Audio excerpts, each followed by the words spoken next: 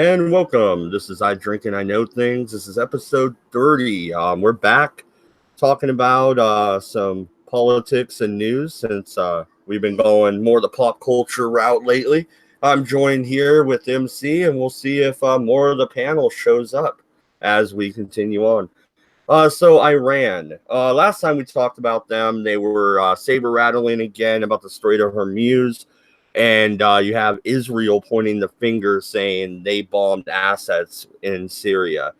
Now, weren't these assets helping terrorists to begin with? Well, it depends on how you're looking at it. From the regime in Iran is helping the Assad regime. So they were also, of course, helping Hamas and other terrorist groups that are very anti-Israeli. But yeah, the Iranians are making the play for being the dominant power in the region. And there is precedence for that. I mean, this was the Persians, right? Well, Persian Empire, yeah. You have the different caliphates at one point in time that were, centered around Baghdad and so forth. To understand how big of an issue Iran really is, I think we should maybe talk a little bit about the history of Iran, since it's just me and you here talking. And it always ends up to you and I talking past each other when it comes to Iran, because I'm saying we should leave them the hell alone, and you're saying we can't, and this is why. Well, what built up to this point? What do you mean, what built up to this point? Why are we so contentious and have to have our meddling hands into that area of the world? Why are other than trade routes? Well, that is the issue. What is in that region that our allies good for if it's not? What do our allies need? Yeah, okay. Everybody needs oil. I get it. Okay. Britain has the Royal Navy. Let her go defend the strait. Why us? Britain doesn't have the power to do that now. They don't have that kind of force. Are you saying Iran is a stronger military force than Great Britain? Is that what you're saying? I'm saying that they have the stronger military force in that region. You got to understand something. When you're talking about that kind of a regional power, all right, you got to start talking logistics. Do you have the ability for force projection? Where are the British Isles at? They're a hell of a long ways away through the Suez Canal and everything else. Where are the Iranians? They border it. We're about as far away from there as you could possibly get. Why is it our problem? Because we're the only nation in the world with force projection that will protect our allies. Who else is going to protect our allies that we're allied with? I say all the other allies should maybe band together into this great treaty organization. Wait a minute. You can't even get NATO to work right now. That's what I was. Yeah, see, I took you a second, which is odd, but no. I mean, I understand what you're saying. I'm just look. I mean, you can talk about these other powers, right? NATO, for one thing, was very narrowly defined. The need for NATO, to be honest, is gone. We should end NATO, as far as I'm concerned. But that still doesn't alleviate the problem we have in Iran. I fundamentally agree with you. Hell, I don't call myself the mad libertarian for nothing. I fundamentally agree with you. But could you also restructure NATO to be more mobile and deal with different threats? Maybe pivot away from Russia. Nope. No, you can't. Why not? Because the other nations that are involved in NATO have no dog in the fight as far as they're concerned. Then turn off the oil flow to them. Then they'll have a. They're not the ones that were worried about getting the oil flow to. And who? Because we have the main people that we're concerned with getting oil, all right, is Japan, Australia, and Japan. Well, Australia seems to be in a Commonwealth, I remember. So now we're back to the British. Back Once to it. again, right? Once again, you're back to force projection. Do they have the capability of dealing with it? That's not my problem. It's your problem if they're an ally. To ignore an ally and help doesn't stop them, doesn't fix anything, doesn't help them. What kind of an ally looks at somebody else? Oh, that's your problem, dude. Deal with it and walk away. That's an ally. Hey, I'm about at the point to what have you done for us lately? There is an aspect. There is an aspect of that, but let's be perfectly honest. Japan has been very useful in support, and so generally has been the Australians. Now, Japan, yes, they have helped us deal with that Korean situation for a very long time. You're right. It's just when it comes to Australia, don't get me wrong, they're terrifying over there. I'm sure their military is fucking badass. I mean, they gotta fight kangaroos when they're 5. Shit's insane. But I mean, aren't they closer to the area? Can't you force project British power from the Australian continent? They're not really as close as you think they are. I suggest you take a look at a map. They're on the other side of India, all right? Plus, they're on you got to also remember they're in the southern hemisphere. They're not in the northern hemisphere. Yeah, but they're not as close as you think they are. Number one, and number two is okay. What does Australia have to put in there? How many aircraft carriers does Australia have? What kind of surface fleet do they have? I don't think the carrier is the way of the future of the Navy moving forward to begin with. Oh, and what are you going to do?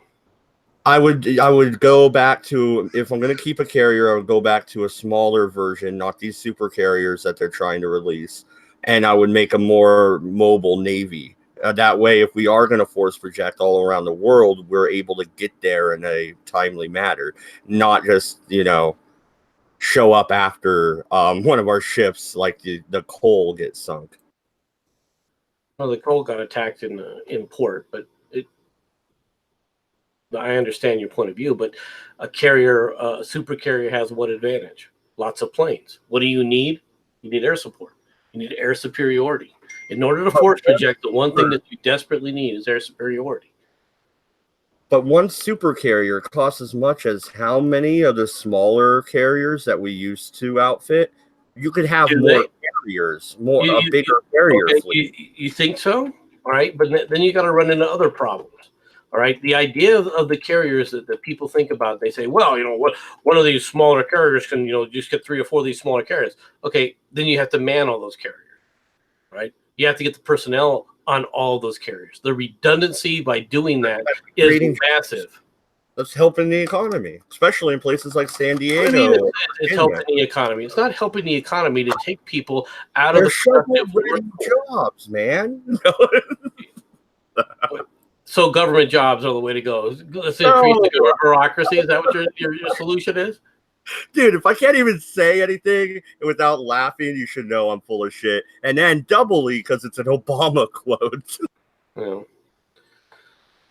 No, the idea is not necessarily a bad one in a certain sense, but at the same time, when you take a look at it, there's a reason we have super carriers. And the main reason is because it's more efficient. It also creates another dynamic, though, that's quite dangerous in that, what happens when you sink one, though? Yeah, and okay, go ahead and keep why don't you answer Aunt Jack in the chat, actually, if you can see it. If not, I'll read it to you, and then I'll look up the size differences. So Aunt Jack says, super carrier is also a very large target, and in this day and age is very impractical. Carrier in current way we fight wars is a very impractical carrier in current way we fight wars. Carriers are very vulnerable and difficult to protect and defend. And the reason I stumbled there is he put it in 2 different chat messages. No, I understand that. I mean, I got to get back up now where I can read it. The reality is while some of that is true to a point, well, number one, they're not as big a target as you think they are.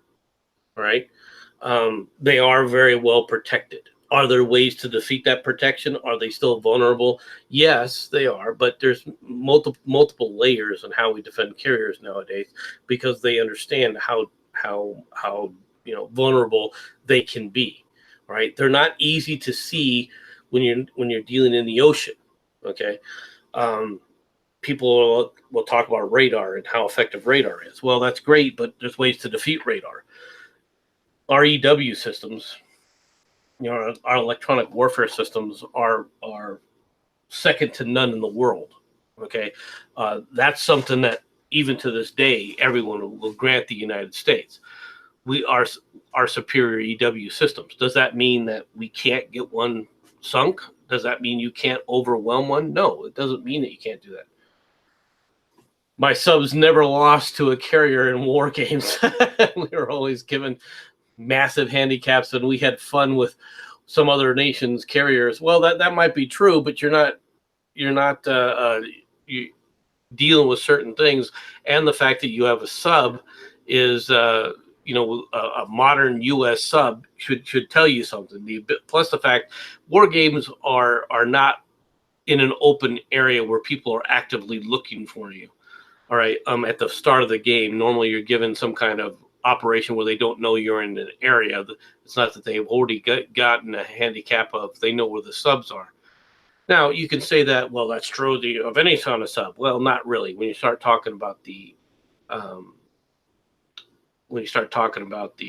Middle East and you start talking about the Persian Gulf, we have a very close idea where all the subs are. Does that mean that a carrier is invulnerable? No, it doesn't mean that a carrier is invulnerable. And yes, subs are dangerous. In the Mediterranean waters, though, in the Persian Gulf, all right, operating a sub is very difficult. The advantage the Iranians would have with a carrier in the Persian Gulf is actually with land-based Silkworm missiles, and then throwing enough missiles up there to overwhelm any defensive systems. That's what they would attempt to do. Okay, over the horizon, you're not gonna hit a carrier without going over the horizon. And you're right, one missile is all it takes to take a carrier out.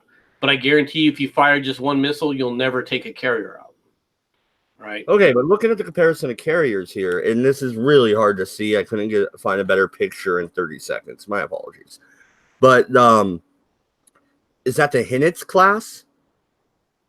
United States, and then you got UK, France. I wanted US carrier comparisons here because that's not what I wanted. Let me try and rectify that.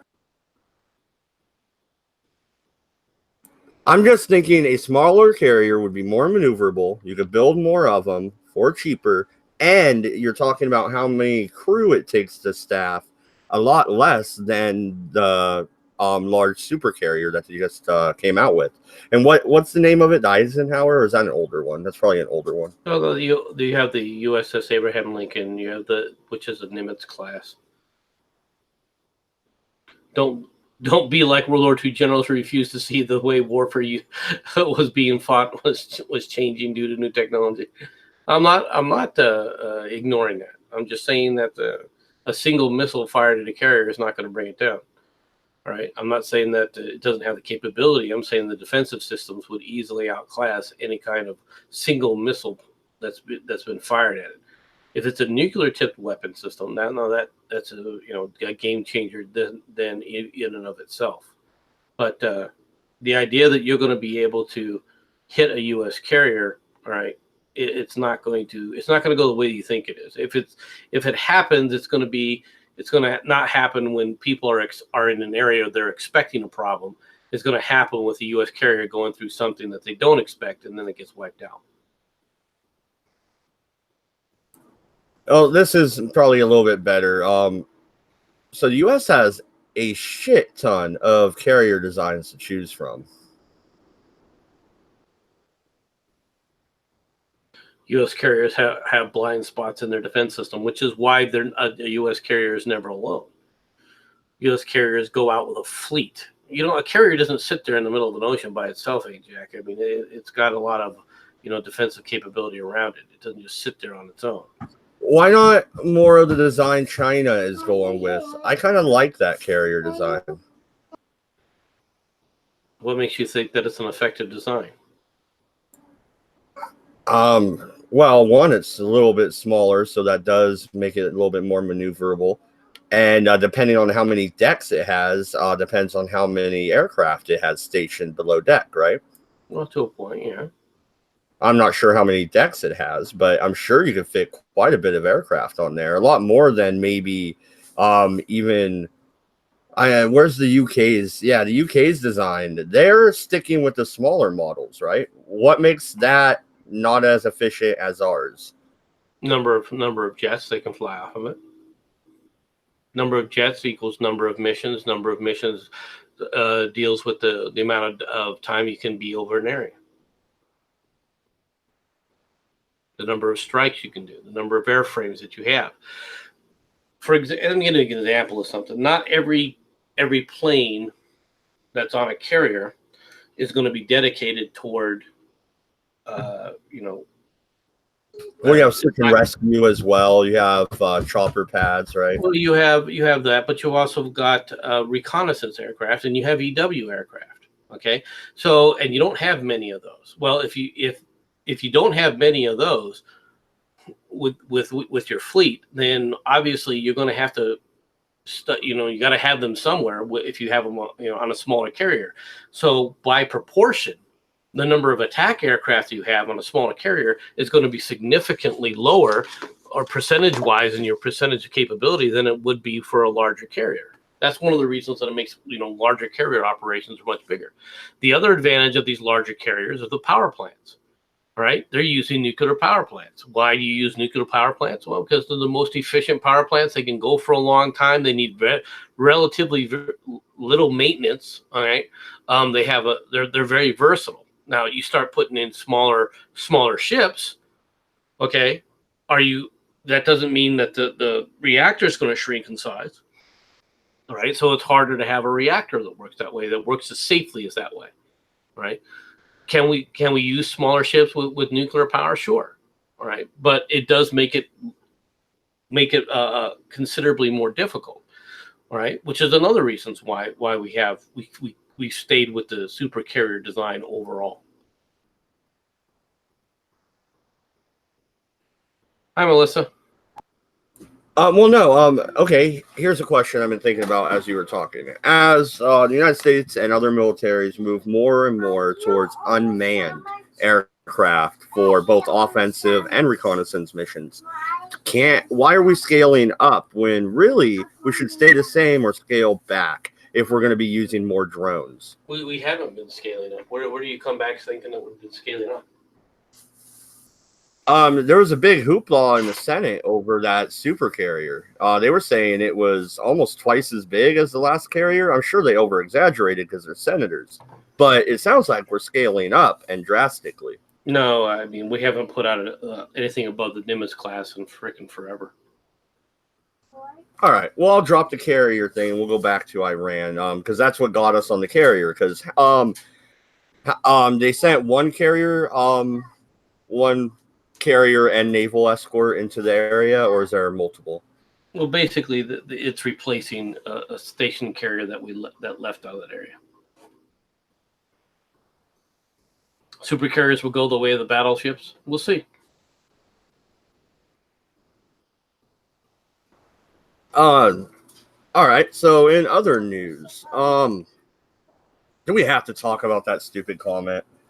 Well, I mean, really, in other news, if you're going to talk about things, you need to talk about the fact that there were two Saudi carriers were sabotaged in the Persian Gulf near the EAU or the UAE.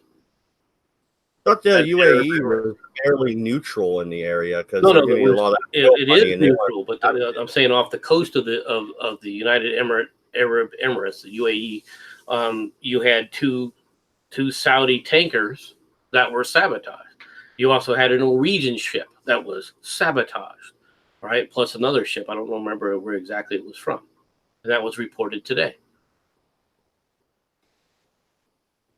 Interesting. Any groups coming out saying they sabotaged it? You know how these terrorist groups love to come out of the woodpile immediately and say, "I did it." No one's making any claims on it yet that I see.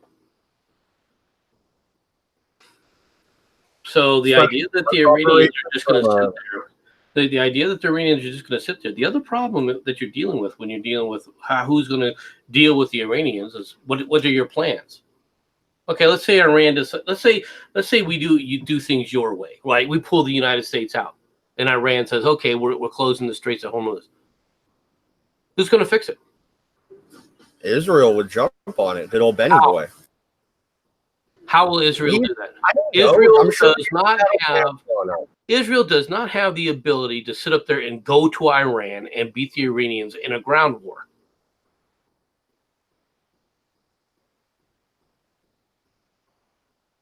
So how are the Iranians? How are the Israelis going to take Iran out?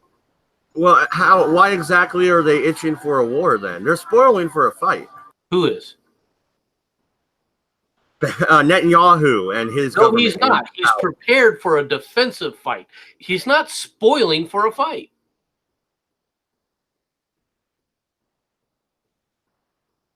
Do you see them seizing territory from the Syrians? Do you see them seizing territory from the Jordanians or the Iraqis or any of the rest of them? So how are they spoiling for a fight?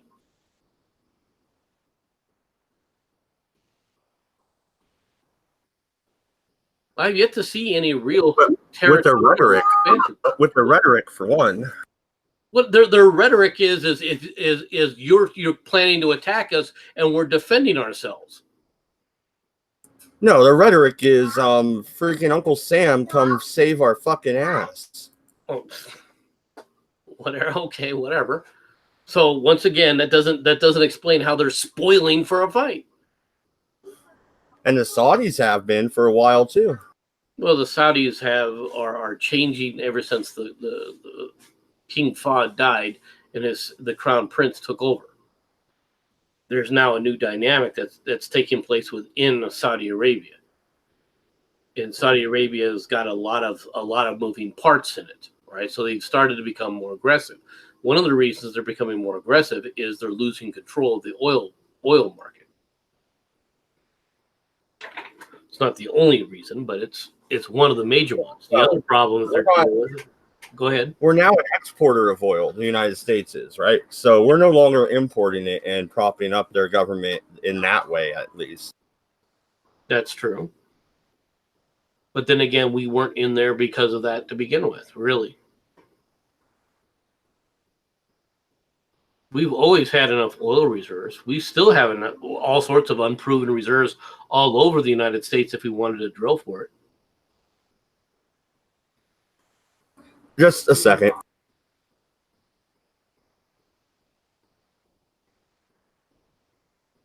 Now, one thing that Mr. M002 says, yeah, the Israelis are not set up for a fight to fight an offensive war. You think the Nazis were spread thin during World War II? If the Israelis tried to take over any country, they would lose as they would be spread too thin.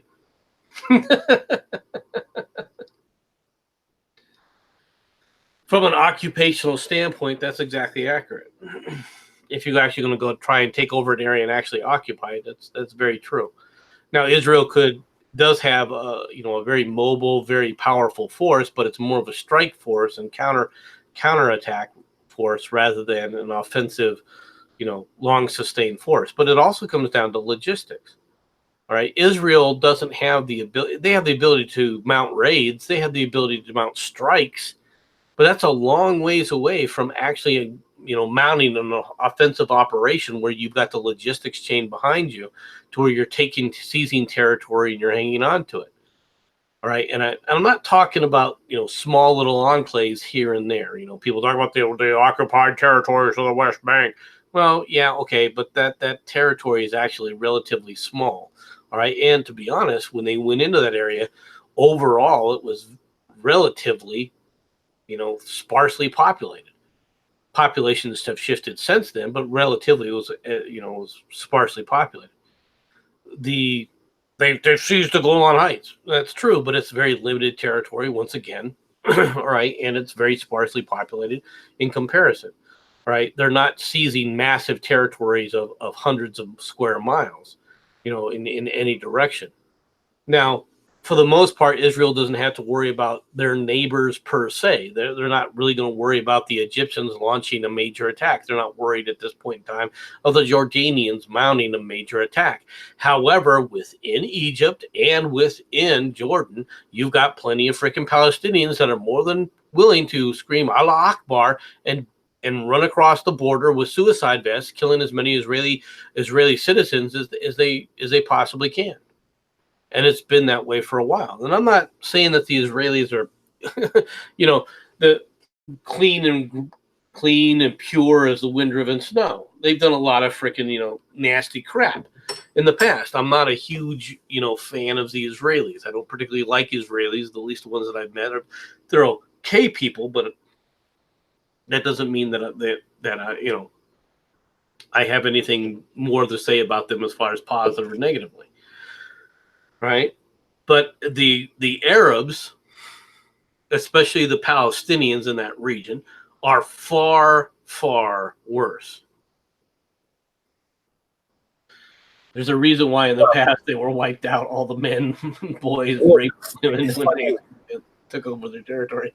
Funny you went there because for Israel to be able to fight an offensive war in the region, they would have to cover their own backyard.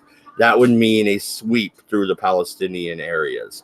The world would be outraged, but it would have to be done if they were going to try and mount an offensive war. You can't fight a war with people blowing up Tel Aviv every day. Well, the idea that the Palestinians are these, they're just poor people, they're just trying to live their life. No, they're not. They're angry, bitter people who are filled with rage and hatred. Right, they have no intention of changing because of for a lot of different reasons, religion is being one of them, and the fact that they don't think that they've ever been defeated. Personally, you're not going to fix the Palestinian problem until you defeat the Palestinians, and you're going to have to defeat the Palestinians militarily. You're not going to be able to defeat them any other way. And what does that mean? That means you have to go in there and on no uncertain terms say, okay, if your rules are kill as many civilians as you possibly can. If that's your rule, if that's the rules of the war you want to play, then let's play it. You set the rules, we abide by the rules. The difference is going to be in the consequences. Right now, there shouldn't be a Gaza Strip. And if it wasn't for meddling from the UN and several of these other areas that of our quote-unquote allies that are supposed to be securing the region, okay, we wouldn't have been in there in the first place. Now think about that. In fact, you could look back at the 67 war where the West Bank was taken, the entire Sinai was taken by the Israelis. All right, and you can take a look at what started that conflict, and what started that conflict was basically, all right, yes, the Israelis attacked first, but they attacked first because they were under the assumption that everyone else was going to attack them after the UN pulled out and said, let the Arabs have them. Well, I don't know. There's a lot of stuff going back and forth there, but it is what it is now. And they got to find a solution, whether that be a single unified state solution, which is probably never going to happen, or a two-state solution, which would just equal in a war. So I really don't see any outcome here. A two-state solution is not possible. It would they would divide it and be like, all right, we recognize your sovereignty. Okay, well, we declare war on you. Thanks. You've already had them attempt to do that. And the Palestinians don't want a two-state solution because they want the Israelis gone. They don't care about the Israeli state. They want the Israelis dead and pushed into the sea. That's their viewpoint. Now, how are you going to change that viewpoint of theirs? No, and I put the link out for Mr. LM, and Melissa said time to raid, but as She said that like I was in the middle of typing. Trolls will be kicked. Fair warning: if you click the link, you agree to not be a troll. Well, Joshua takes offense. Wait, I'm a troll, bro. I'm just not gonna get raided by little kids. You know that fucking same little kid that kept popping on? We had to kick like 2 or 3 times. Yeah. Like, dude, get the hint, kid. Whatever happened to Staggers? He's got a channel. I haven't been over at his channel in a while. I haven't seen Staggers in a long time. Oh, Stags. Yeah, no, Stags is cool. I wasn't to say was, but it's just because I haven't talked to him in a while. He doesn't even follow me on Twitter, so I'm guessing I pissed him off somehow. It happens. Well, pissing Stags off on Twitter is pretty easy to do. But yeah, there's no easy solution at all in the Middle East, which is why the United States should stay out of it. But you're right. Our commitments to other nations are keeping us in it. And that can't change with the flip of a switch. Well, no. I mean, we can slowly draw down. As far as our European commitments, I think we need to start pulling out of Europe. I really do believe that we can pull out of Europe. But as far as some of other commitments in there, there's no way to just walk away from those. You know, since Cabby's not here, what about Cabby's idea? You cannot. You cannot. Once again, Cabby makes a lot of freaking noise and he talks a lot of shit. The idea that somehow you can isolate the Middle East, let me know how you can do that. How are you going to isolate Afghanistan? How are you going to isolate Pakistan and Iran and Iraq and Saudi Arabia? I wasn't talking about that idea. I was talking about if we redeploy if we recall our troops from Europe, we then have the extra troops that we could put in other places also. Yeah. But Cabby would like us to stay in Britain. He doesn't want the United States to leave the British Isles because he fears this EU army they're trying to build. Well, that's a fair fear. It is, but at the same time, if they don't want us there, then they don't want us there.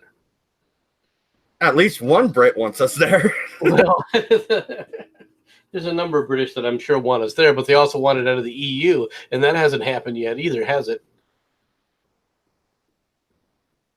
Ouch. Yeah, we haven't had, other than Voice on, and we were talking movies, so I didn't make that joke, but we haven't had any British people around in a while, so I haven't got to ask about how the EU Brexit is going. Ain't Jack, the West is keeping Asia from doing what is necessary to control the Middle East as well. You really think China is going to be able to rein in the Middle East? You think that they're going to have any kind of work with that? Wait a minute. They're reining in Africa pretty well. They are reining in Africa. They're raiding Africa. I wouldn't say they're reining them in. Fair point. Yeah, it's almost like a pseudo colonization by the Chinese into Africa. It's really weird. That's basically what it is. So they're just sending in people to do, to get other people to mine for them, and they're taking the natural resources and so forth. But that, aside from that, what are they really doing in Africa? Are they really helping anything? They keep talking about the Silk Road. Okay, well, show me where you're actually fixing any of the real infrastructure. The infrastructure that you see them working on, when you do see them working on any kind of infrastructure, has to do with the ability to, easily move the raw materials out of Africa. Nothing else. They're not doing anything to help the people. The people aren't any better off. They're not putting in freaking, water piping or sewage plants or anything else. They're just building freaking roads to sit up there and move and transport the material. What makes that any different than European colonization? What made it different was the Europeans were trying to do other things, like build schools to teach them English, for example. Fair point. French or whatever, or German, however you want to look at it.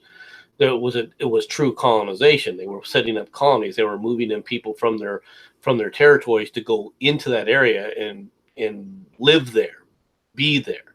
All right. That's what colonization was. And I'm not saying that that's a good thing. Don't misunderstand me. I'm just pointing out there are huge differences in what China's doing. China's just setting up a network of resources that it can then utilize. The problem that China, of course, has is, and this is one of the problems they're dealing with with the United States right now with the trade war, is the fact that they only have one real access to one real market, and that's the United States. And if they keep dicking around, they're going to be blocked out of access to that market. And they already just screwed themselves even more. We're gonna tariff even more goods. We're gonna tariff these goods from the United States, especially the farming goods, like peanut butter. Okay. Peanut butter? Somehow, I don't think that the peanut butter exports are really going to be harmed within the United States a whole hell of a lot. Yeah, you know how much peanut butter my kids fucking go through? Like, so from your standpoint, peanut butter is going to become pretty doggone cheap, isn't it? Nice. Yeah, thanks a lot, buddy. Yeah, because you're going to have an excess of freaking agricultural goods, which means food prices in the United States will probably drop. While correspondingly, food prices in China are going to start going up. And as soon as food prices go up, what goes up when your food prices go up? Starvation goes up. Yeah, maybe. I can kind of see where they're going here. All right. Oh, yeah? Where are they going to get the food? No, dude, I'm going. Okay, hear me out. All right, so our food prices plummet, which gives us extra access to capital to buy electronics, buy whatever goods, which they mainly export, which they will raise the price on to counter the drop, the excess money we're getting. So our price will pretty much stay the same, and so will theirs. Yeah, but we can get electronics from Vietnam. We can get electronics from frickin' Korea. We can get it from Japan. We can get it from Singapore. We don't just get electronics from China. Where's China going to get its food? That's a fair point. So I guess my offset theory there, you just blew out of the water in 10 seconds. Yeah, fuck you. Yeah. Well, I had somebody that was arguing with me about, a trade war will really hurt the United States. The farm belt will get hurt to an extent. It'll be more minor than people realize, because we have resources that the Chinese don't have. They could sell our bonds. Would that cause a dip in our markets? Of course it would. Would it cause a crash? No. And at this point in time, I don't even think it would cause a mini recession. So, but the problem with China is no food is still no food. Ask the Venezuelans. And Aunt Jack is saying Chinese are building schools in Africa to teach Chinese, actually. Citation needed. To an extent, I'm sure that they are to an extent, but they're not going to become Chinese. The thing about the Chinese that you have to remember is, and this is true of pretty much all the Asian countries, even Japan. You want to talk? The people talk about racism in the United States and racism in the West. It's nothing compared to the racism that you see in the Asian theater. They are some xenophobic people in the Asian theater. I don't care if you're talking about the Indians. I don't care if you're talking about the Koreans. I don't care if you're talking about the Chinese or the Japanese or even the Filipinos. That's a xenophobic group of people. Yeah, no, they really do, because even Black Pigeon Speaks talks about this, is they kind of have a superiority complex over there, and he lives in Japan, so. Yeah, they all the Asian cultures are very, very insular, right? In that regard, they're very xenophobic. Okay, and they always put their own culture at the high point, and then they list all the other Asian cultures generally higher than everyone else, with the exception of the Koreans when they're comparing the Japanese, because the Japanese are below everybody. Somebody tried to join. Yeah, I saw that. He probably wasn't able to hear us. So, I mean, that's the situation that you're dealing with right now, as far as I can see from China. All right, M002, go for it. Can you say anything? Hey, how's it going? Hey, how's it going, man? Pretty decent. Normal Hangouts bullshit. What'd I miss? Not much. I'm just basically going off about China and what'll happen in a trade war with the U.S. Are you for us going fuck China or against fuck China? I think we don't have a choice. I think we have to go screw China. Yeah, that's what I've been saying. I mean, I'm pretty like while I do, or I'd say that the fucking the goddamn Muslim countries in fucking the Middle East and China are probably our biggest threats. China, I'd say more so because they're a lot more organized and they actually have first world shit. Whereas the other countries, they don't really have much. And I think China just does a lot of fucked up shit. And I think they're getting way too much of a grasp on the world, so to say. Like, they're having big fucking problems in New Zealand and Australia with the Chinese or with state-owned companies like doing shit. One of the things they were doing is they were putting in like internet, like their wireless internet was being set, or the what do you call it? The fucking The backbone. no, I'm trying to think of what the devices are called. You know, the shit you plug in around the house, or your The router. modems, your routers. They're being made by Hawaii, I believe is how you pronounce it, or Huawei, whatever, however you say. I know yeah. which group you're talking about. Yeah, but the military was using these things, and like the Chinese government could see like military secrets and shit through them because the military or the Chinese government's been uh, fucking working with that one company, and they're basically putting spyware in them. No, And they were putting chips in there to give them back doors that you can't even erase. It's not a software. It's not even firmware. They're putting in hardware back doors to these things. oh yeah, so it's like, yeah, I'm just of the policy of fuck China, just stop all trade with China, tell them to go fuck themselves. Get like my basic thing is I personally I don't like buying shit from places that don't have good human rights. And so actively I try to avoid buying anything from China and a few other countries that just have shit human rights. And so it's like, yeah, maybe if you become like a fucking a non 1984 esque dystopian nightmare state, yeah, then maybe we'll open trade negotiations again. But like, why give them your fucking money? I mean, somebody was, oh, you know that Senator Mike Lee from Utah. He did that. He's known for doing that kind of what do you call it, presentation where he had tauntauns and shit, talking shit about the Green New Deal. Yeah, okay. Yeah, well, he talked about we have this kind of bank in the United States that was set up for it's like a federal bank that's set up to help get small businesses in the United States to send their product or to export their product to other countries, and a huge portion of that money was going to state-owned companies in China. Yep. Like it just reeked of corruption and shit. Well, that was part of the International Monetary Fund. We never should have allowed China in the IMF. Yeah, so I mean, that should not have been allowed in any way, shape, or form. But whether we wanted to or not, the reality is that they're there now, and they've made a hash of it. So the idea that we have to take on China now, and that we better take them on now when they're not in a position to actually affect us militarily. They don't have force projection yet, so let's deal with the situation where we can, rather than wait for 30 or 40 years where now we're dealing with another freaking Soviet Union situation. There are some, but I think the keepers are Chinese, like they are military. So that's a problem. Taiwan's been running into that issue. If there ever became some sort of like shit show where the UN had to show up with peacekeepers, Taiwan's been afraid that the Chinese would just use it to fucking take over Taiwan. Well, they would.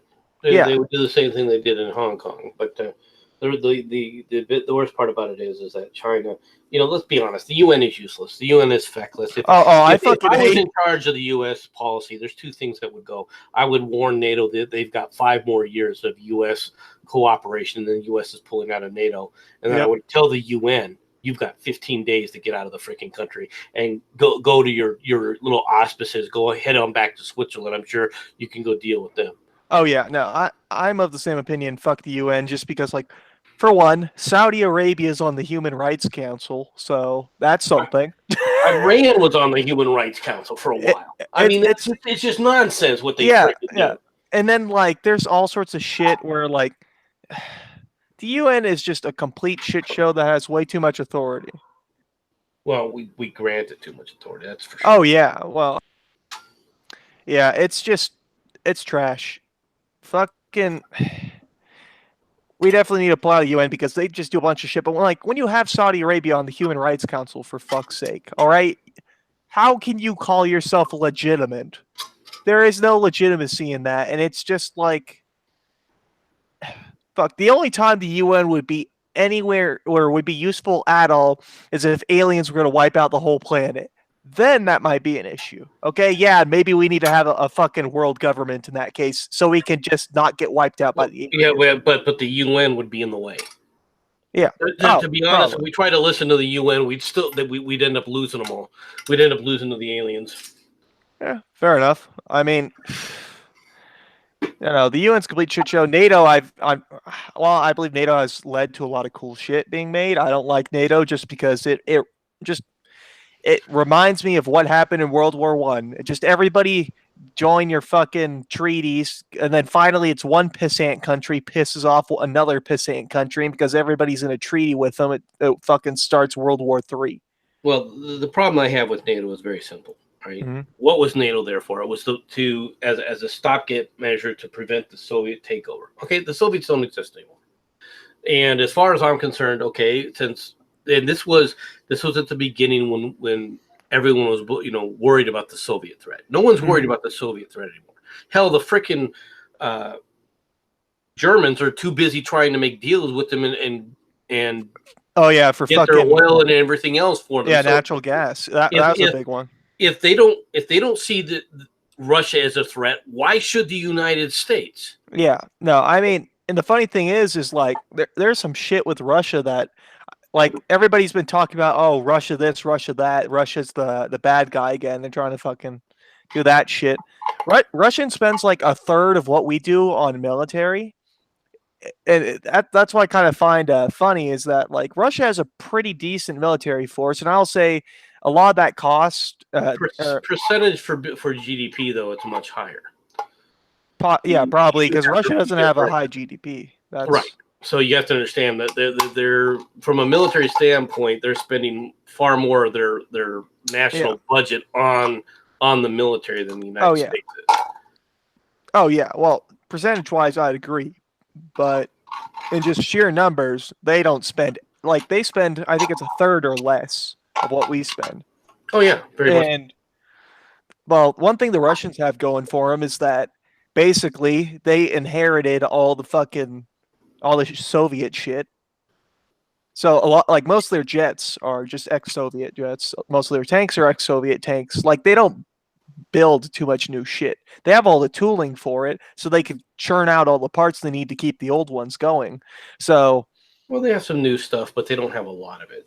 Yeah, no. I mean, the new tanks that they just recently came out with are actually state of the art. Whether they can keep them in the field for any length of time and in the numbers that they would need, remains problematic. But still, when you have more tanks than everybody else by 2 and 3 times the numbers, I mean, that is a force in and of itself, especially when you're dealing with the Soviet Union or the Russians, rather. Oh yeah, well, I mean, it's one contiguous landmass. Yeah, this is one of the things about the United States. I talk about the United States all the time, and if you take a look at the number of armor units that we have and compared to the Russians, we don't have as many. Our tanks are superior, but we don't have as many. But the other issue is, if we were actually going to fight a war with those tanks, we would have to fight them on somebody else's soil, which means we would have to send the tanks over there. Logistically, that's a freaking nightmare in comparison to the Russians, because either way, they're on the same land. It's just a railroad, track away from where they need to go. Yeah. Well, I mean, I believe that the American tanks are superior in certain ways, but some of them are kind of shit. Like the Abrams used giant fucking turbine engines, and I don't know if you know much about turbine engines, but they're they're pretty flimsy when it comes to the ability to take battle damage. Like, if you give me like a handful of pebbles and I can drop them in a turbine, it will fucking obliterate that thing. But you take a handful of pebbles and you drop that in the air intake of a fucking of a diesel motor, like they use diesel V12s and like what's the newest tanks they're using, but that's what they just generally been using. It'll just get stopped by the air filter. Like, there's no fucking and like. But then again, with a turbine engine, you can run any kind of fuel you want in it. Not really. They run they run JP8 in it, I'm pretty sure. But you can run some fuels in it, but they don't run diesel, or they don't run gasoline or other things. But the problem is turbines are pretty well. One, they're not as tough as like a cast iron block diesel motor, which is what the Russians are using. And also they burn somehow. Come on now. What? You got to be green somehow. Green my ass. Dude, those diesels get better MPG. That's the thing. With turbines, they're just burning that fuel. They just burn through it. And so like the Russian clean. No, it doesn't. It burns hot. And that's the thing. Like it does burn hot. You know how soldiers back in the day, they would walk behind the tanks and use them as armor? Yeah. They don't do that because you'll get fucking burnt by the exhaust. Yeah, your space will melt. I remember when they replaced the M60s with in Europe with the M1s. Yeah. And they would be in convoys, and the German cars used to be when they're on the Autobahn and some of the main supply routes. The Germans would just get right behind the tanks and then move over to the next one. They would dodge in and out, and they were used to doing that. Well, when you get behind an M1 with all that heat, it would just literally melt the paint off the front of the car. So they couldn't just weave in and out anymore with the tanks. I mean, it was amazing. Yeah, no, I mean, and because of the Abrams, they use the turbines, they're also hotter. They run a hell of a lot hotter in general, so they're a lot more susceptible to thermal, or to like anything that's thermally guided, like missiles and whatnot. And so that's a problem. It takes a longer time for them to cool down. But then again, the armor is so much superior. Getting through that is very difficult. Yeah, that's what I was going to ask. Is what are the modern tanks? How much armor do they have on them? Quite a fucking bit, right? Well, to be fair, there's always something that's going to defeat a tank, especially like M1 Abrams ain't shit against a Javelin missile. Just saying. Yeah, a Javelin missile's a pretty fucking expensive thing. Yes, it is. But I mean, you track a tank, it's stuck. I don't care like how much armor you got built around the tank. You can easily take out a tank track like that. IEDs fucking blow through an M1 Abrams, no problem. You take out the tread, it becomes a pillbox. That's very true. Yeah, and also with the fucking Molotov cocktail, we'll take out any tank that has ever existed. That you can make them resistant, but you set a fire on top of that tank with basically napalm, and it will cook everything inside, cause the motor to get too hot, and probably cause detonation. Diesel doesn't explode as well as fucking petrol does, but it's like there are ways around it. And I mean, I've read about there's this one website, I forget what it's fucking called. This guy talks about kind of like cutting just the fat out of the military and getting rid of shit that's pretty useless. And like heavy tanks, as it stands, are pretty fucking useless. At least the Abrams is probably the most useless out of all of them, just because you can't use it for street clearing. You can't have your soldiers. No. You can't have your soldiers behind it. It's fucking. The tank is so fucking loud it's so loud, and the blast from the main gun firing is so like hefty that it's just you can't have any soldiers near it when it fires. You'll blow out their fucking eardrums and they'll be stunned. And like heavy tanks are they're basically worthless because all it takes is somebody in a fucking LAV basically with Hellfire missile or fucking javelins, recoilless rifles. And most of the recoilless rifles wouldn't work, to be honest. Well, most, but I mean, some. They can take out trade. The new ones. The new ones. That's what I'm saying. I'm not saying like an old one, not like a 7. If you're going to fight the United States military against in an armor kind of a conflict, you would have to understand what you would have to do, which is your goal would be basically to immobilize to prevent the tanks from getting anywhere. Now, that's Oh, not yeah. necessarily easy to do because the tanks themselves are mobile. So you have to be able to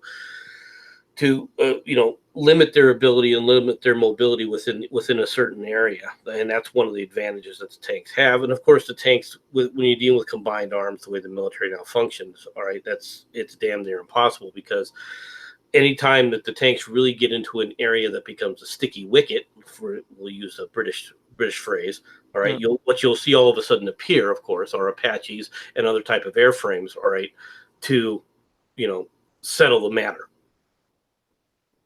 So that's why, but at the same time, tanks have a power unto themselves. During the Iran-Iraq war, during our war with Iraq, this last one, they were interviewing some Republican guards, and they asked them, well, what was the worst part of the war with the Americans?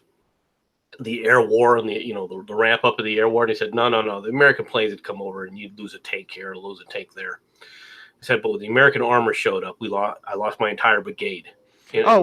Less than 15 minutes. That was actually with the fucking Bradleys with the 25 millimeter Bushmaster chain gun. They did the most damage out of fucking all of them, and that's because they were the Bradleys is kind of a shit show in general, but they were fast. They were fast. They were mobile. And they can just go places, and that fucking chain gun would let them rip. Against like in full out tank warfare, sure, a main battle tank is probably going to be decent, but with missiles just fucking outperform any tank gun there is. Yeah, but you don't have that many of them. Not in Bradleys. It depends on the ones you get. They had Christ, I'm trying to find pictures of it. They had one that was like an autoloader that shot Hellfire missiles, and it had. It was fucking weird. I got to find the picture of it. What were you going to say, Mad Dodge? Yeah. Mad Dodge, were you going to say something? I can talk now? Oh, okay.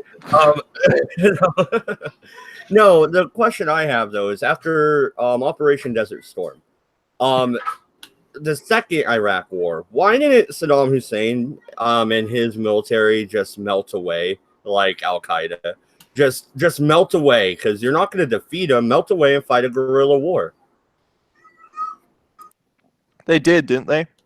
My brother was in Iraq. It sure as fuck looked like they fought a fucking guerrilla war. That wasn't Saddam's people fighting that. That was fucking. Who was it then? Christ. No, to an extent, it was Saddam's people. You still it was Saddam's people, but it wasn't. Yeah. You end up in a type of guerrilla warfare campaign that's different than what it is. The thing is that the reason you don't do that is you've told your people, all right, that you're going to be able to take out the Americans. It was all bluster. You got to remember, Saddam Hussein was playing a bluff with his own people as well, and with the rest of the world. He never believed, and the French were duplicitous in this. They were saying, "Oh no, the Americans will never attack. The Americans will never attack." Yeah. All right. Well, and he had allies, whether people want to believe this or not, in Turkey. All right, which when they backdoored us, all right, caused us all sorts of havoc because we had to change our entire battle plans. They thought that was going to delay us, delay the onset of the attack. So Saddam Hussein wasn't really believing we were actually going to go into a major conflict with him. He really didn't believe it. Oh, well, one thing that was pretty fucked with when Saddam invaded Kuwait was he called a U.S. embassy to ask if the United States would fucking invade if he invaded Kuwait, and they said no, and then he invades, and then they they came. U.S. is like, fuck what we said, we're going for you. Like, they called to make sure that we wouldn't fucking kick their shit in, and then... Well, they called the wrong embassy, didn't they? Yeah, why the hell would the French go to Saddam and say, hey, ye Americans, they'll never come. Well,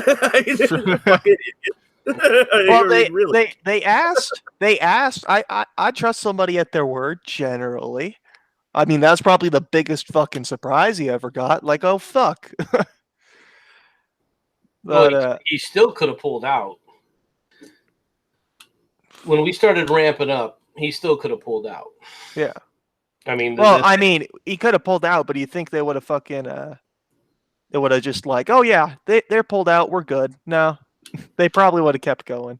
No, I think that if he would have pulled out of Kuwait, if he would have said, fine, I'm pulling out of Kuwait, you probably wouldn't have seen us go in. You would have seen us ramp down. How many caches of weapons do you think are still buried around Iraq that no one, a shit knew ton. about, died? No one knows a lot more than there needs to be, number one, but also a whole lot of them that people haven't found. But then again, you also have to deal with the fact that they're being constantly replenished by the Iranians. Yeah, it's Christ. It was the Lockheed Martin DAGR was what it's called. I think it's based on a LAV frame, and it has an auto-loading Hellfire missile turret. But the thing is like to stop a tank, all you need to do is track it. Even if you can't penetrate the frontal armor with the Hellfire missile, you're tracking it. Like, there's no doubt about that. That thing is stuck. It's stopped where it is. It's not just going to shrug that shit off and keep on fighting like you threw a pebble at it or some shit. Yeah, the problem with that is those missiles, a Hellfire missile, from when you're talking about a ground support type of a missile, means you're in range of that main gun. Not necessarily. Well, let's see. Trying to read it more up on this. And if that main gun can hit you, if you may be able to stop the tank, but well, easy and how okay. That's amazing what things could do. And a tank is protected by infantry, right? Not on the M1s. I've yet to see a fucking person run 80 miles an hour. No. It depends on what they're doing. It depends on what the mission is. Yeah, okay. But I mean, the generally armor, if it's not part of the cavalry unit, is going to be having infantry support. Now, the infantry support is mechanized infantry. That's where the Bradleys actually come in. All right, it's mechanized infantry, and what you'll see is if they hit an area where you're dealing with infantry on infantry, the infantry will go out there and deal with it that way. Because the biggest threat to a tank, all right, our tanks isn't another tank. The biggest threat is if it isn't air, right? Because we have air superiority. We are so used to air superiority now. Is infantry, enemy infantry. All right, that's what they worry about more than anything else. Well, if you run into enemy infantry, that's where the mechanized infantry goes in to deal with it.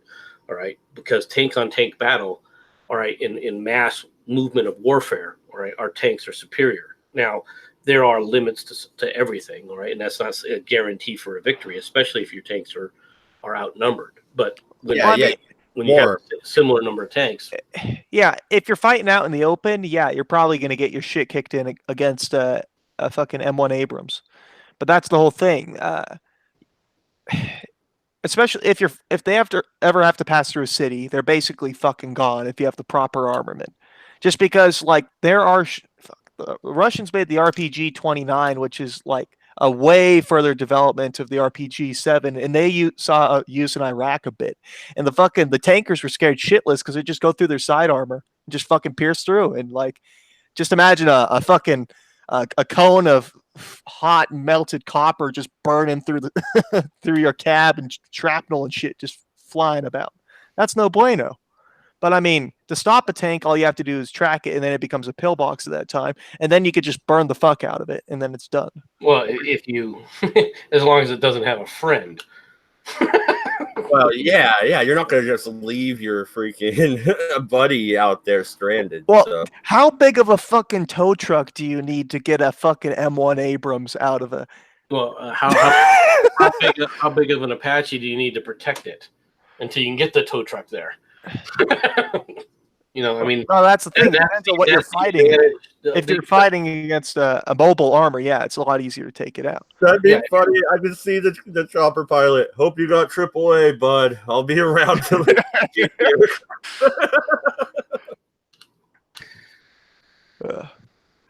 I mean, to be honest, the biggest threat to our armor, all right, in Iraq was basically our own planes. Yeah, wouldn't surprise me, but well, and the scariest part about a tank is, it's huge. You should be able to see that from a mile away, right? No, not so much. You could see it on thermal from a lot further than a mile away. You might as well fucking light a fire on top of it, have a Burning Man statue on top of it, because if you got thermal sights, you can see that fucker coming from a million miles away. Those things belch heat. You're right. But then again, they're used to that kind of warfare. I mean, that's what they train for. But I mean, as far as a tank in a city, it depends on what you're trying to do with the city. If you're trying to clear the city, it's a different story, which we never want to do for some reason. Yeah, are we gonna go full Daenerys on their asses? Oh, here's a problem too. They've been starting to use reactive armor on tanks, and if you have reactive armor, you can't have the soldiers around because it just fucking. You could be around. They're around until it goes off. Yeah, basically. Then they're just more, I don't know, speed bumps, I guess. Squishy speed bumps. Then they're crunchies. Yes. Okay. But it's like the job of a main battle tank can be done with a heavily armed, or not heavily armed, something like an LAV with an autocannon that has really good traverse. Because one big thing with tanks is probably their biggest threat out of anything is aircraft. Because they got limited traverse. You can't take the tank cannon, swing it straight up, and fire at something. But with a lot of these, air superiority or air supremacy is required. But the thing is, with something like a Bradley with a 25mm autocannon, you could point that shit straight the fuck up and just blast. Yeah, but that thing's all aluminum and it's easy to take out. Oh no, it's extremely easy to take out. But that's the thing. That's the thing. They're their own problem. Oh no. Oh yeah, I'm not. Trust me, I'm not defending the Bradley here. I'm just defending the idea of what the Bradley should have been. Like, real quick, Falcon is in the chat. He asks, "Can't an M1 pull another M1?" Oh, that's a good question. Can it? If it's missing a track, maybe at like 4 miles an hour. Yeah. I mean, you can. There's things that they can do. The way that tank crews are very, very knowledgeable about changing out track and things like that. But it's not just changing out track. Okay, we have dedicated carriers, all right, to deal with those situations. In Iraq, in the warfare that you've seen us take on now, what you're not seeing the kind of massive warfare that you saw in World War II. And we're not dealing with that kind of a situation. If we were, where it's back and forth and stuff, we would be in a lot more. You see a lot more casualties, you see a lot more damage. That would go nuclear real fast, though. I mean, no, not necessarily. Well, one thing with the fucking the Abrams is you can't turn the turret all the way around because it's too fucking because the ass is really high up because of the turbines, so it cannot. It's too tall to see over its own fucking. Sorry, I got this wrong. No, you got though, dude. If Russia was going to lose a war like that with the United States, they would go nuclear, and vice versa. I don't know how you say not necessarily. Even China, any major power. China would definitely go nuclear. They don't give zero shits. Yeah, they see themselves like the writings on the wall, guys. They're in the Fuhrer bunker, and they have nukes. They're hitting that button, bro. Russia wouldn't. China might. Russia won't. Trying to think. No, but I mean, like with the tanks are too tall, or the M1 Abrams tanks are too tall for anybody to see what's in front of them. With the if you're walking behind them, and you can't walk behind them closely because of the heat that's just given off behind them. So, and because of reactive armor, you can't have soldiers around them. But it's easier to sit up there and heat up your MREs. Oh, definitely. It's definitely easy to heat up MREs with one of those things. That's what they do with them. They toss them on the back of them, and let them heat up. It only takes about 30 or 40 seconds. That's awesome. I saw something like that on an episode of Home Improvement, but it was with a hot rod. But yeah. But now they're developing basically smart mortars, which with a mortar, that thing's going straight or it's not going quite straight up, but you could shoot them straight up. And so that shit's going to go through the top armor, which is the thinnest part of the armor. And I mean, you don't need a smart device to guide a smart mortar. Most of these things are like auto steering. Like they find the biggest heat signature and they just go right the fuck down on it. And there's no heat signature like a fucking like an M1 Abrams on the field, except for maybe like an Apache or some shit. But once again, mortars though are an infantry weapon, and that's what you want the infantry there. You want the mechanized infantry to clear out ahead of time. Generally, that's what you're dealing with. I mean, yes, there are things that can take out a tank, but they have the whole purpose of a tank is to get into the rear of the enemy and disrupt the logistical base in the rear. That's what armor was created for. It's pretty much infantry, or not infantry, but cavalry in the old battlefield. Yeah, more or less. Well, Heavy cavalry, yeah. The big thing with the tanks is with M1 Abrams, it's pretty hard to kill. To disable, it's pretty easy to disable an M1 Abrams. Just because all you have to do is destroy one of the road wheels, destroy one of the tracks, and if you have a guided missile, you hit the fucking, what do you call it? The turret drive, the space in between the turret and the main tank. And that's the thinnest in terms of where it is generally. Like if you can get in that little spot there, it will just completely blow through that turret. Like sure, it takes an accurate shot, but with fucking guided missiles and shit, it's not hard to hit. It's harder than you think. Oh, well, I mean, it's hard-ish, but relatively not. With a guided missile, not like I'm not saying like a TOW. I'm saying something that like it self-guides, like a fucking Hellfire. Yeah, or like in Call of Duty. But I mean, the main thing you would go with is something like a Javelin, where it just comes straight the fuck down through the top armor, where it's the thinnest, and it just blows your shit up. Wait, are we going to war? Well, we were talking about the Iran thing to begin with, and then everybody started nerding out. MC, how worried should we be? Yeah. I'd be very concerned considering the ships that were damaged in the Gulf. Was it one of ours? Two Saudi tankers and an Norwegian. Christ, yeah, I heard a little bit about that. So what? People are thinking some Iranian conflict's going to kick off or some shit?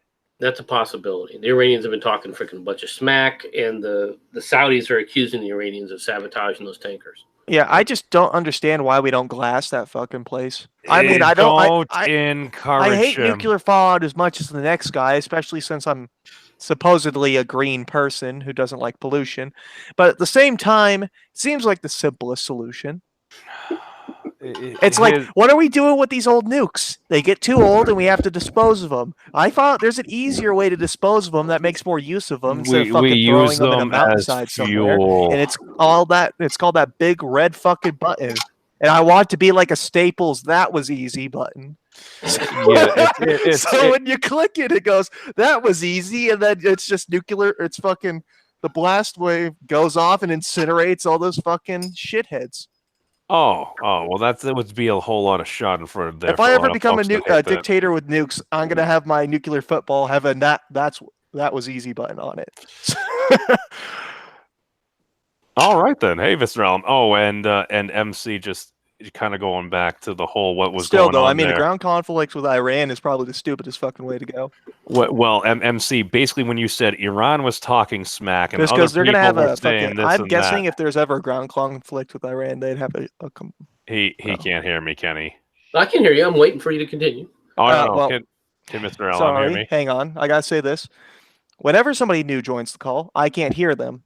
Memes has joined. I can't tell whether he's talking or not, so I don't want to step on his dick. So I got to drop out and hop back in again. Oh, he just left. Fuck. Yeah, but he couldn't hear you, or you couldn't hear him, so he's gonna try. No. And come back, and then maybe Memes will be ready. Well, no, when Memes comes back, there he is. Hang on. Can you hear me now? He's dropping off to come back. I can hear you. Go ahead.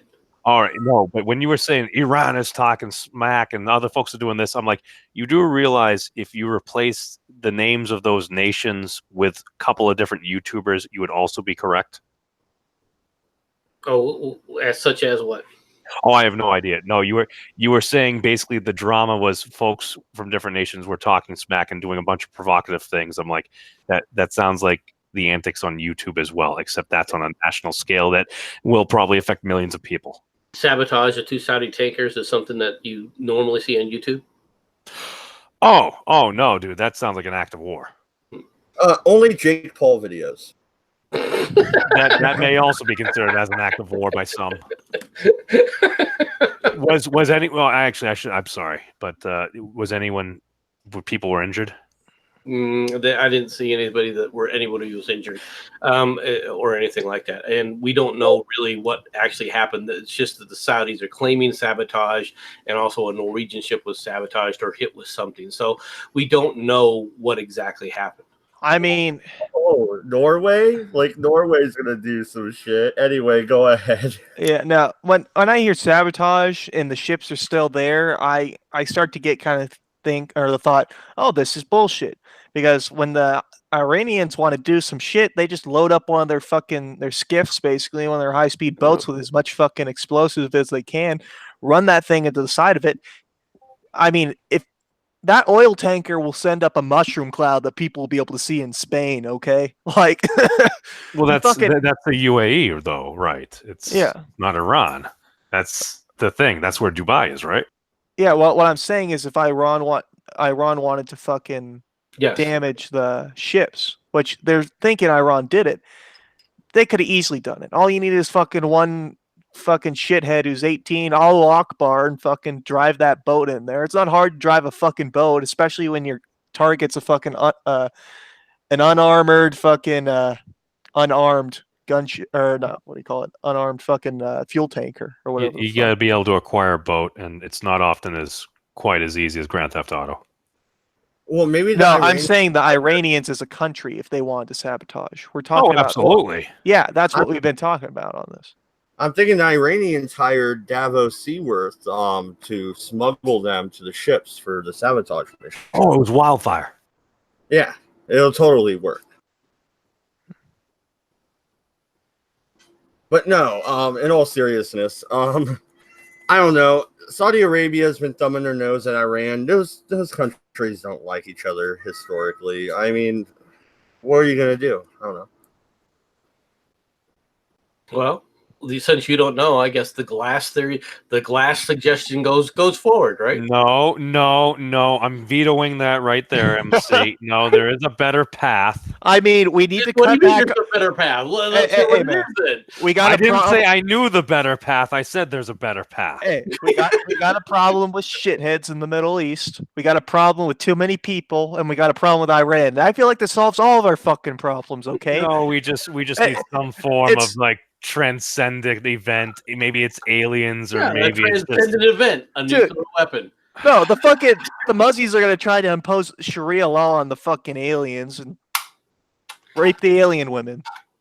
You think they'll put up with that shit? Then what would the aliens do? They'd find some sort of neutron bomb or some shit. Do the same thing we did, probably with just a little bit less fallout. No, I may have proposed that back like my junior year of chemistry to a dude with a video uplink in college. I'm like, so what happens if we actually started breaking apart? Like, if we get fission and that's an atomic bomb, what if we started to break apart like the neutrons and stuff? And he paused for a moment and took a breath and said, well, in theory, you would have created a neutron bomb, a weapon with a low explosive yield, but has a tendency to destroy all life there. I'm like, oh, that would leave a lot of infrastructure intact and everything. I'm like, I should never go into physics. Yeah, but I mean, now, what's the point of having nukes if you're not going to use them? Like, I'm not a big fan of the fucking fallout that comes with, but nobody fears the nukes because they're not. Well, I mean, if you're nuking somebody who doesn't have nukes. But why would you nuke somebody that doesn't have nukes? No, and Aunt Jack, to save a lot of American lives. U.S. nuke code is all zeros, and that's a true story. That did happen. Because nobody ever used it? 2, 3, 4, 5. Yeah. Change the combination of my luggage. Can you believe that shit?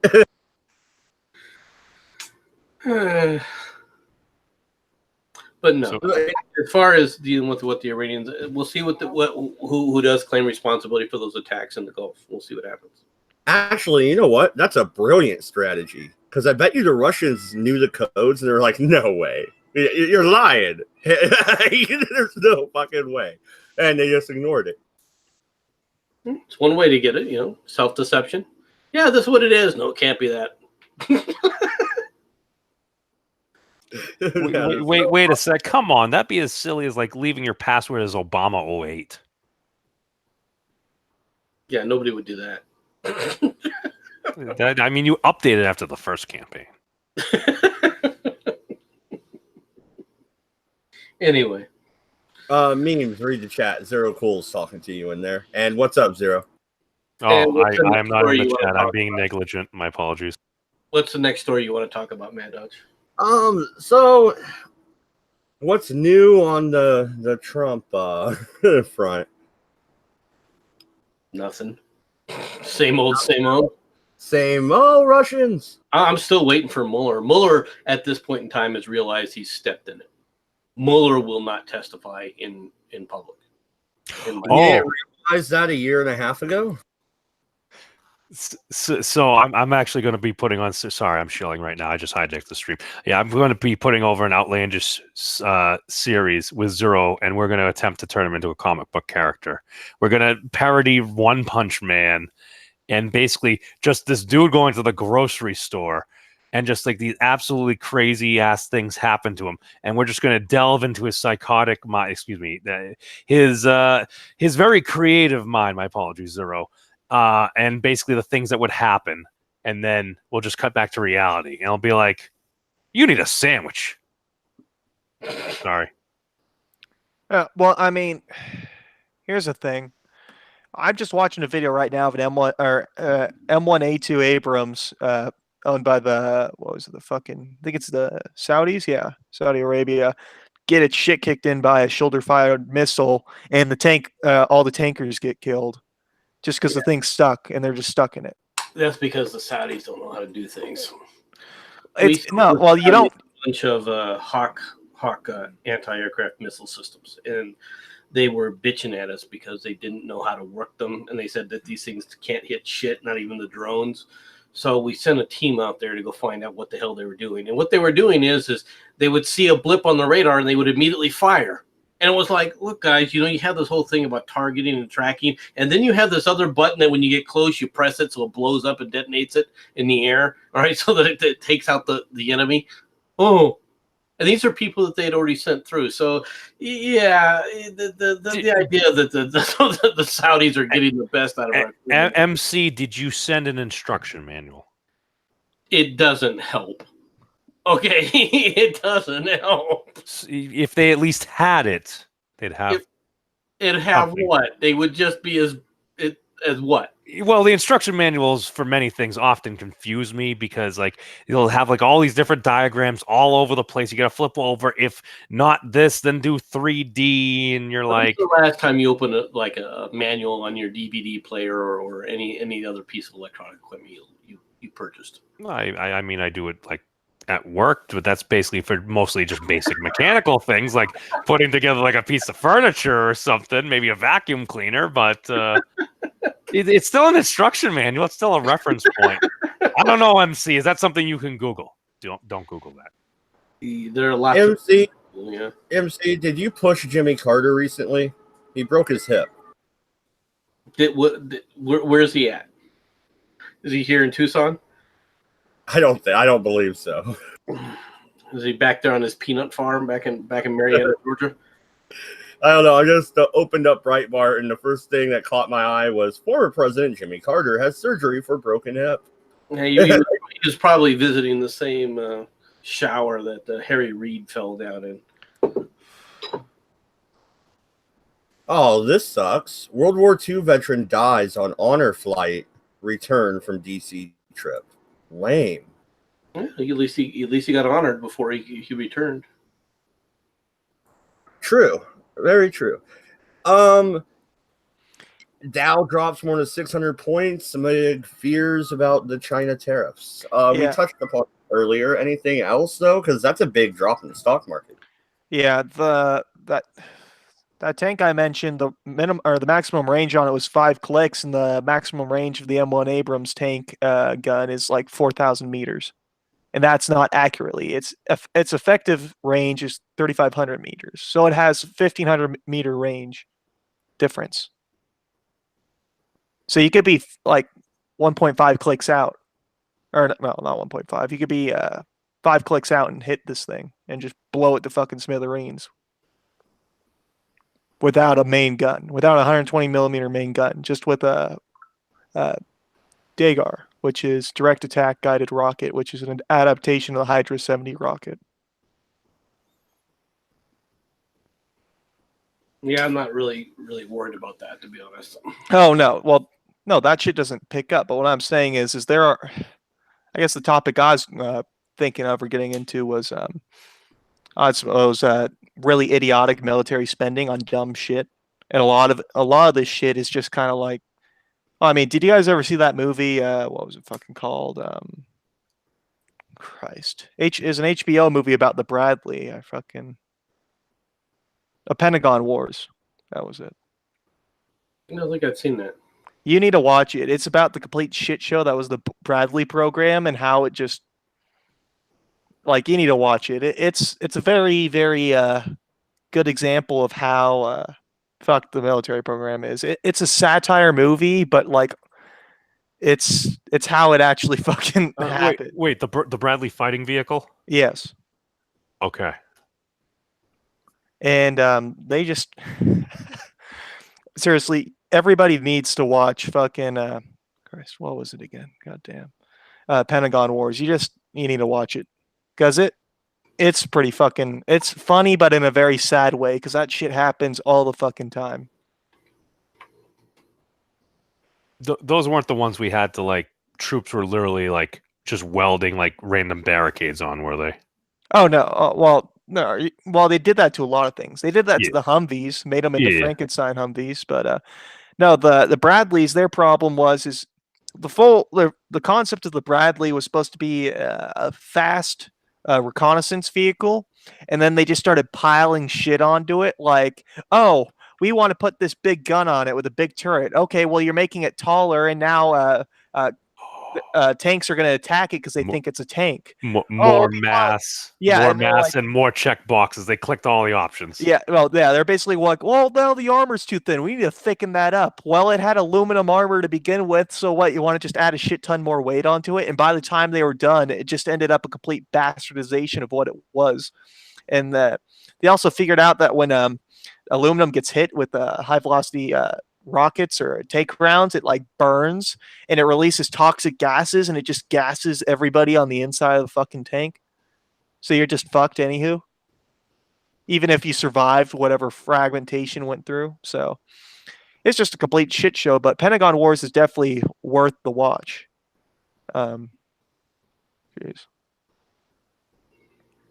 But no, there's a lot of shit where, like, there's just a ton of places where military spending, like in the US, I bet we could cut our military spending to like a third of what it is and still have a very effective fighting force with better shit. Because there's all sorts of complete fuck ups that we got.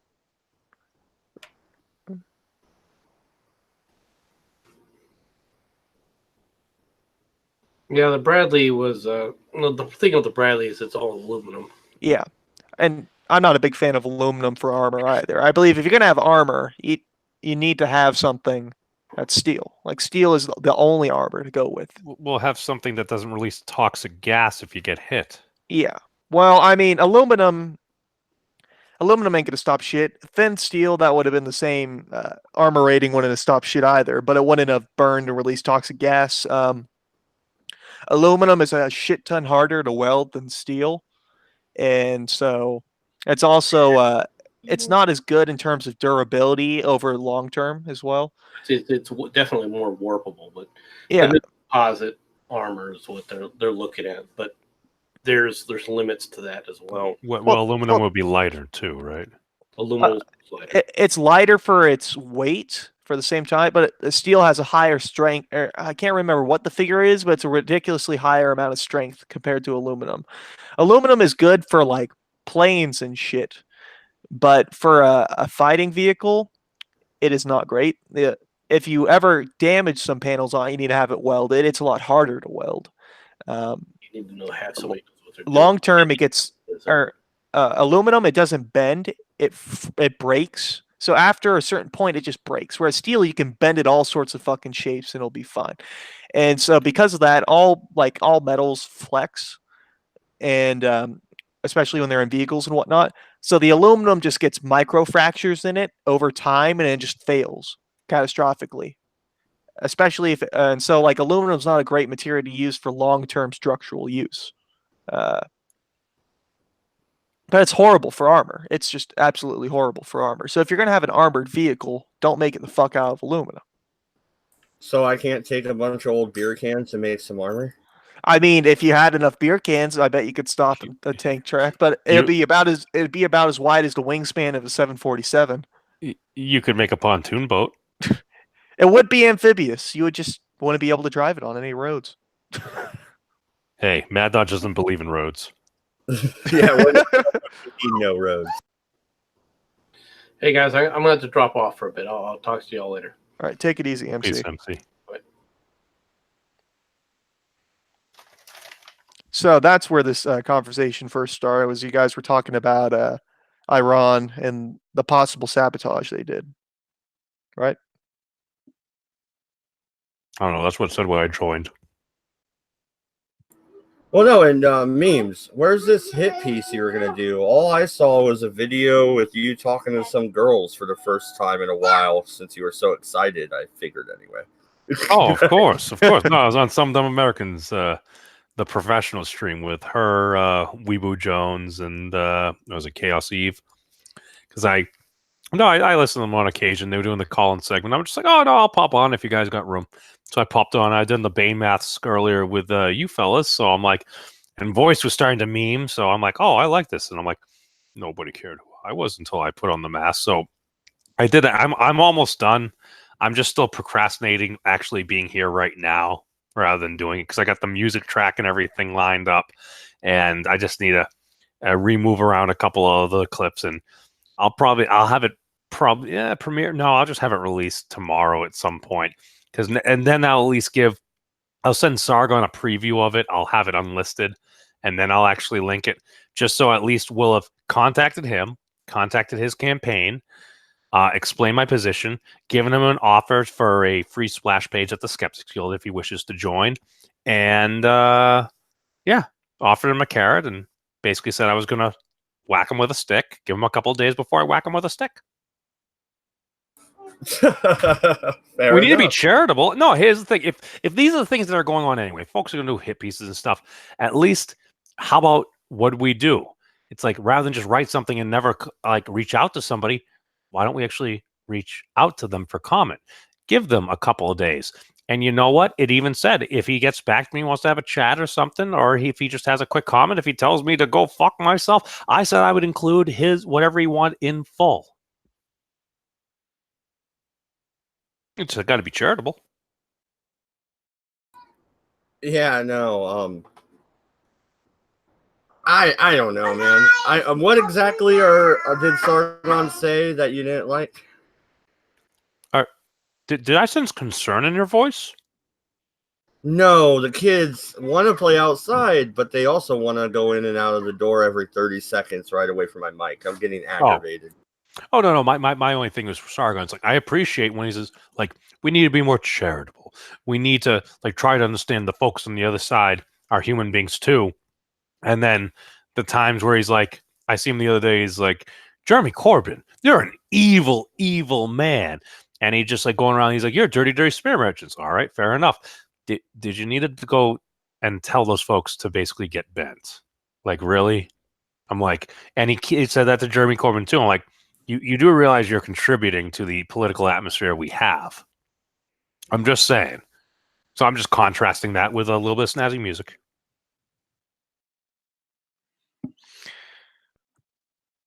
All right. So interesting. Let's check out the chat. Oversized Coast Guard cutters. Oh yeah, the littoral ships, they're aluminum, they're fucking there's all sorts of shit. Like the Marines are an amphibious force, but their amphibious fucking vehicles can't get anywhere near the shore because their draft is too deep. And so you have their amphibious LAVs go out there and they're moving at 6 miles an hour and they have to start 10 miles out or something. And they can only do this in very calm waters. It's like, you could just fucking play you could just get a bunch of little shithead 14-year-olds with RPGs and just range them the fuck out, basically, because they're moving at 8 miles an hour in the water. But anyone with an actual anti-tank gun or just a fucking autocannon would obliterate those things as they're slowly pedaling close. But the littoral ships are completely shit. They are just absolutely shit.